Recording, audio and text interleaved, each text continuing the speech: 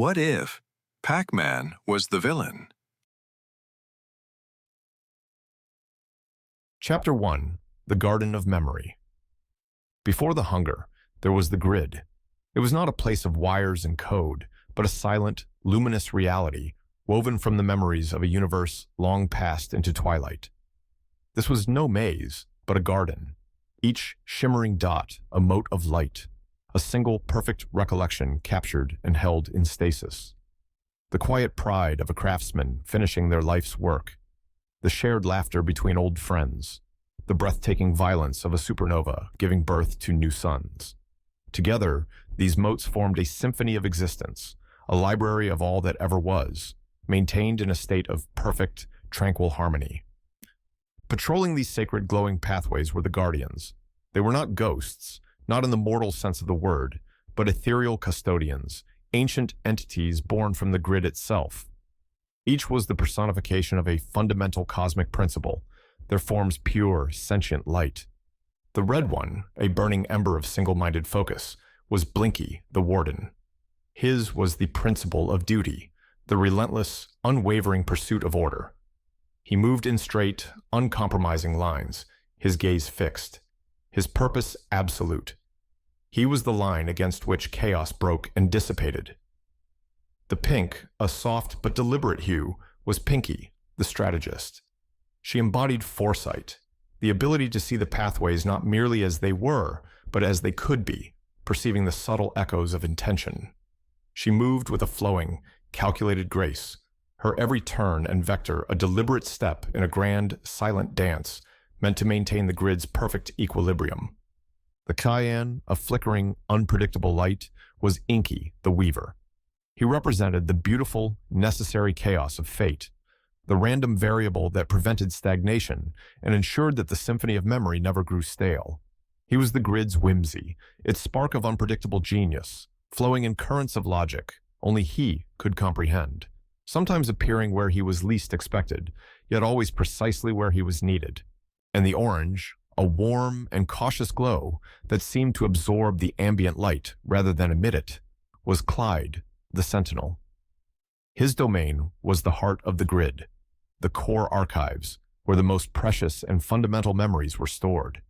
He was the principle of preservation, of caution, the final, gentle hand that shielded the most fragile lights from the endless, quiet dark. For eons uncounted, they performed their duties in serene silence, their world one of order, light, and memory. They were content. They were eternal. Until the anomaly arrived.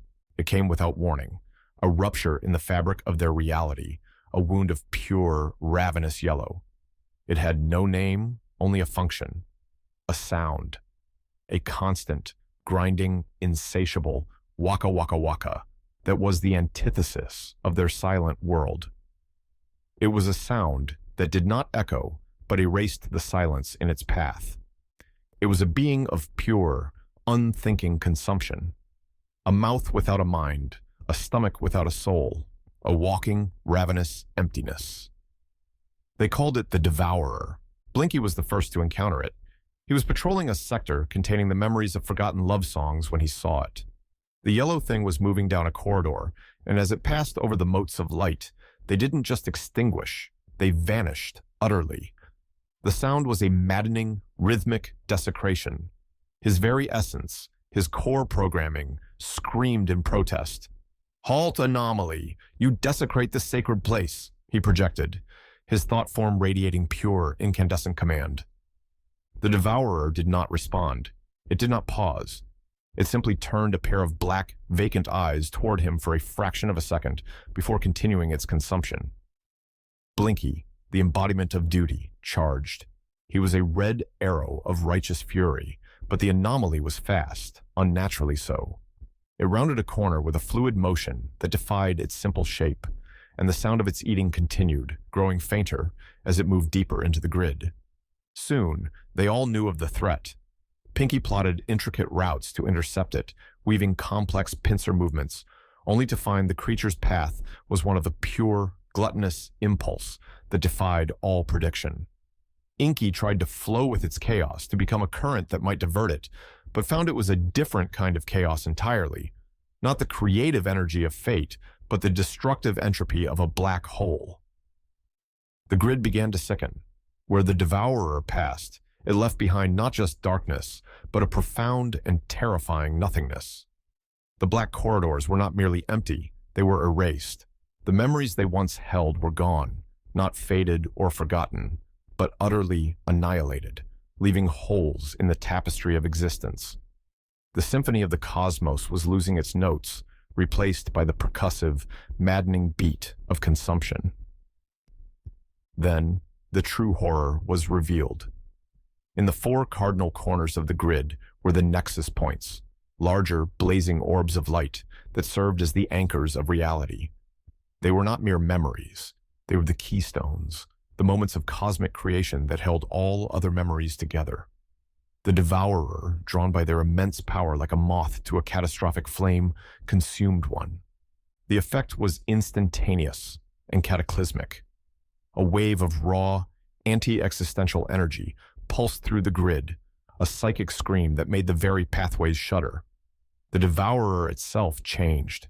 Its yellow form seemed to swell with a dark, predatory aura. In that moment, the four guardians felt a sudden, sickening vulnerability. Their ethereal nature, their very substance, felt fragile.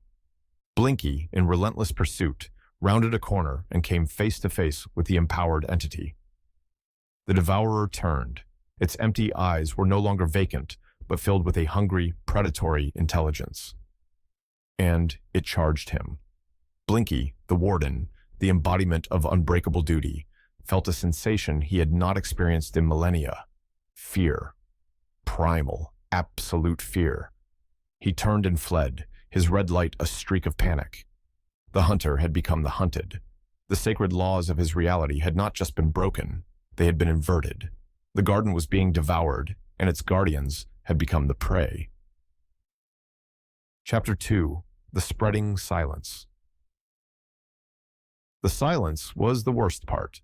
After the Devourer had consumed the first nexus point, and the guardians had scattered to the relative safety of their central regeneration chamber, the grid was left unnaturally quiet. The familiar, gentle hum of the motes of light, the collective whisper of a trillion memories, was muted. It was being replaced by the encroaching stillness of the void. It was the sound of the universe forgetting itself.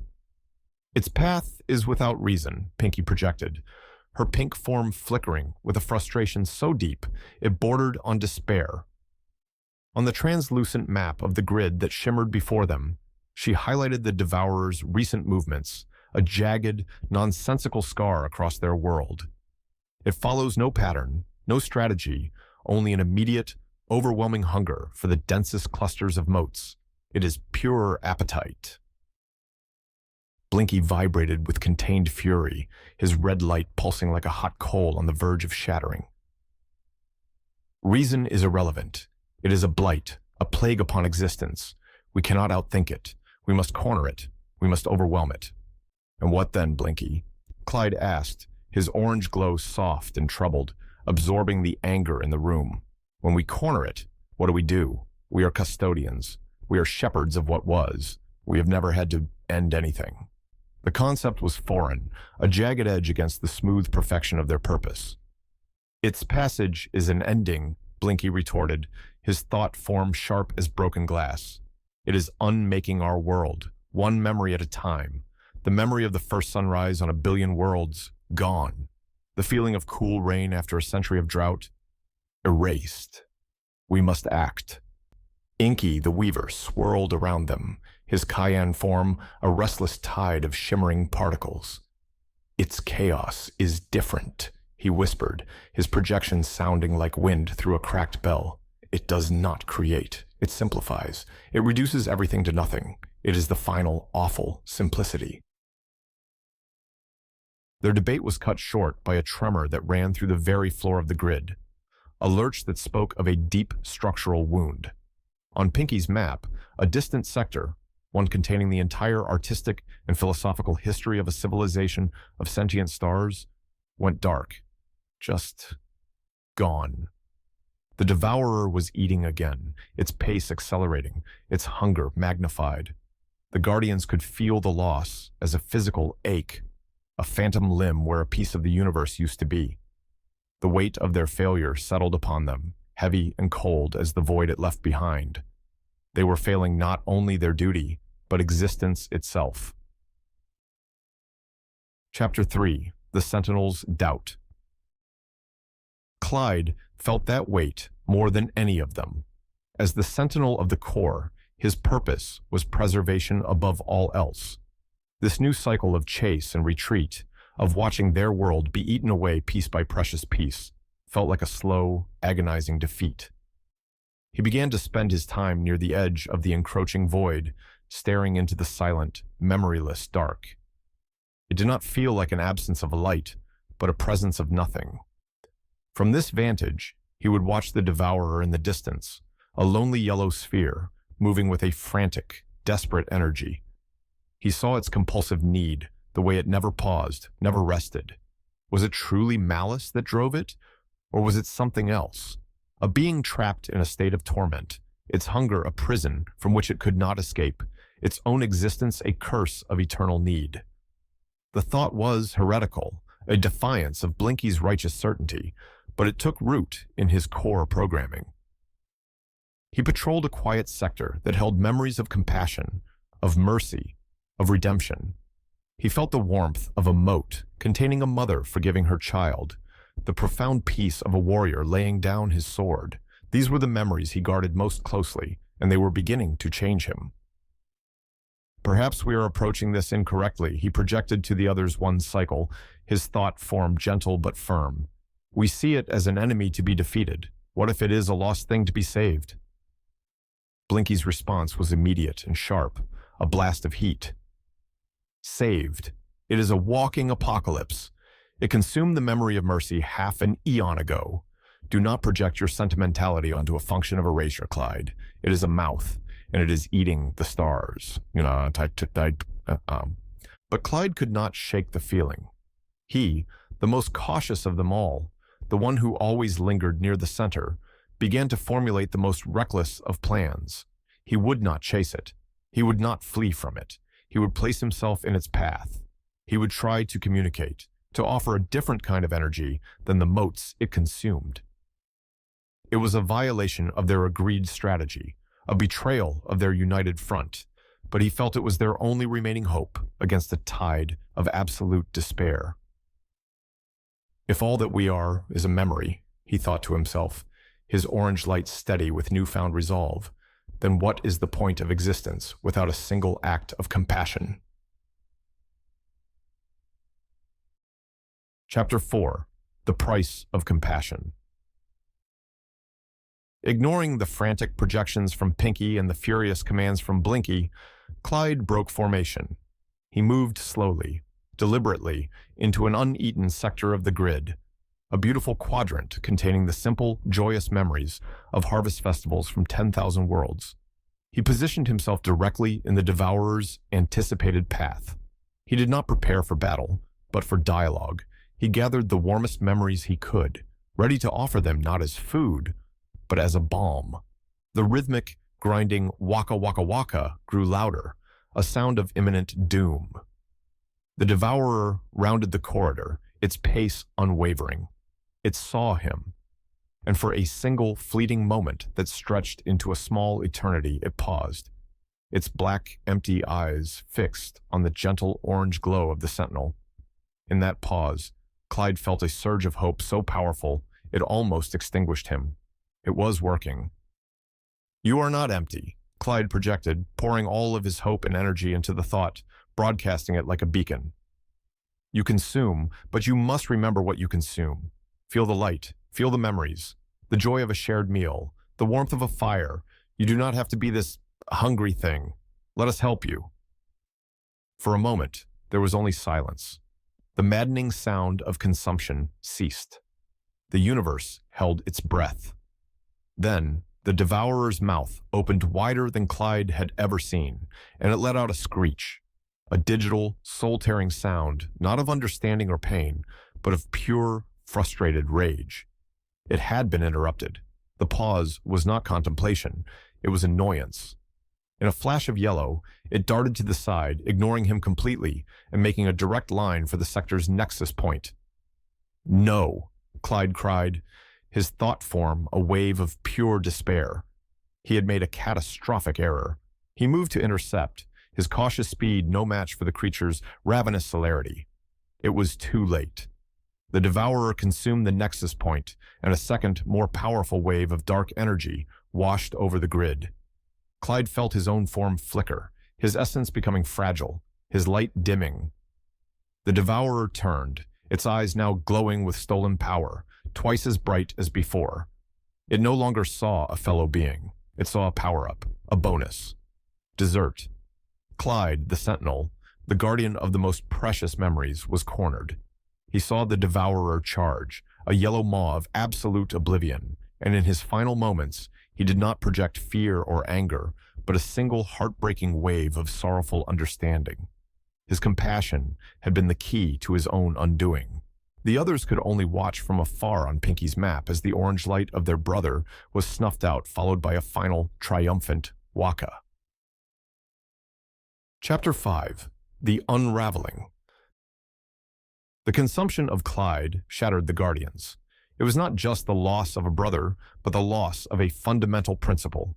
Preservation was gone, caution was gone, mercy was gone. All that remained were duty, strategy, and fate, and they were a three-legged chair, hopelessly unbalanced and doomed to topple. Their perfect four-point formation was broken forever. The grid's decay accelerated exponentially. Without its sentinel, the core archives became vulnerable, their gentle hum of stability faltering.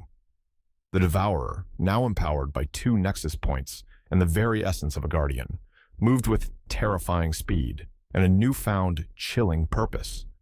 It had tasted something more than memories. It had tasted its own opposition. It was no longer just eating, it was hunting. Blinky's fury became desperate and reckless. He abandoned all pretense of patrol, engaging in headlong charges that ended only in his own narrow escape, leaving more of the grid undefended. Pinky's strategies became frantic, overly complex webs that the Devourer's simple, brutal chaos tore through without effort. Inky's chaotic movements lost their grace. They became erratic, random spasms, mirroring the dying throes of their world. The black void spread like a cancerous stain, entire wings of the library of existence, winking out in moments. The pathways themselves began to flicker and corrupt, motes of light dimming and dying even before the Devourer arrived, as if losing the will to exist. They were no longer guardians. They were refugees in their own home, fleeing from the inevitable end, the last sparks of light in a rapidly darkening universe. Chapter 6. The First Mote. Finally, the Devourer breached the last line of defense. It reached the heart of the grid, the hallowed central chamber, where Clyde had stood his lonely watch for eons. In the center of the chamber, floating in a serene, impossibly bright column of light, was the first mote, the origin point, the alpha and the omega. It was not the memory of the first thing, but the memory of consciousness itself, the first spark of self-awareness in the entire universe. If it was consumed, all would be unmade. There would be no memory of there ever being a memory. It would be the ultimate and final death, an erasure so complete that nothingness itself would forget that something once existed. The three remaining guardians stood before it, their forms flickering, their light growing faint. They were all that was left. "We cannot defeat it," Pinky stated, her voice devoid of emotion. It was not a surrender, but a final cold calculation. The cold logic of a strategist who has run out of moves. Its power is absolute now. It is nourished by the very reality it destroys. Blinky's red form burned with a low, steady intensity. The wildfire of his rage had burned down to the cold, hard embers of resolve. "Then we will not defeat it," he projected, his thought form solid as granite. "We will contain it." Inky swirled around them both, his cyan light soft and accepting. "We will become the final awful simplicity," he whispered, finally understanding the pattern his chaos had been leading them toward all along. It was a pattern of self-destruction. They looked at each other, a trinity of fading light against a hungry, absolute darkness, encroaching from the chamber entrance. They knew what they had to do. It was not a strategy of victory, but a sacrifice of preservation. The last act of the custodians. A final, desperate gambit to save a single thought from the abyss. Chapter 7. The Ghost in the Machine. As the Devourer entered the central chamber, its black eyes fixed on the first mote, its jaw working in anticipation of its final meal, the three guardians did not charge. They did not flee. Instead, they turned their backs to the approaching doom and moved to the column of light, placing themselves around it. Our purpose was to preserve the memories, Blinky projected, his voice a final, solemn vow that resonated through the crumbling grid. The vessel is compromised, but the memory must endure, even this one. They reached out, not with force, but with their own essence. They gave themselves back to the system that had birthed them, not as guardians, but as code. Blinky poured his unbending, relentless duty into the very structure of the grid's pathways. Pinky wove her foresight, her ability to anticipate and intercept, into the logic of the motes themselves. Inky infused his chaotic, unpredictable, and creative energy into the fabric of reality, a final variable in an impossible equation. Their forms began to dissolve, their distinct lights, red, pink, and cayenne, unraveling into threads of pure energy, flowing into and reinforcing the chamber and the first mote at its heart. They were not fighting the Devourer, they were building its cage. The Devourer charged, its mouth open to consume the ultimate prize. It reached the first mote, and with a final, triumphant waka, consumed it. But something was wrong. There was no surge of power, no final victory. The mote simply reappeared behind it. It turned and consumed another, and that too reappeared. The walls of the grid, which had been flickering and decaying, suddenly solidified, the pathways locking into a perfect, repeating, inescapable loop. The guardians were gone. In their place was a self-repairing, self-perpetuating system, a prison of infinity. The Devourer, its simple mind incapable of understanding what had happened, was trapped. It could eat, but it would never be full. It could destroy, but its destruction would be instantly unwritten. It was doomed to enact its hunger for eternity in a maze that would never end, chasing lights that would never fade, forever pursued and herded by the very principles of the custodians it had consumed. The universe would never again remember its own vast and beautiful history. The garden was gone, paved over by a maddening, looping prison. But the memory of consciousness itself would survive, locked in an endless cycle, a perfect, desperate, and beautiful machine. And in the silent, digital dark, a red hunter, a pink ambusher, and a blue enigma would forever haunt the hungry yellow beast, their sacrifice eternal, their duty unending. The ghosts had won. What If Gaming Stories hopes you've enjoyed this content. Please like, comment, and subscribe to What If Gaming Stories to support our channel. Until next time, keep asking, what if?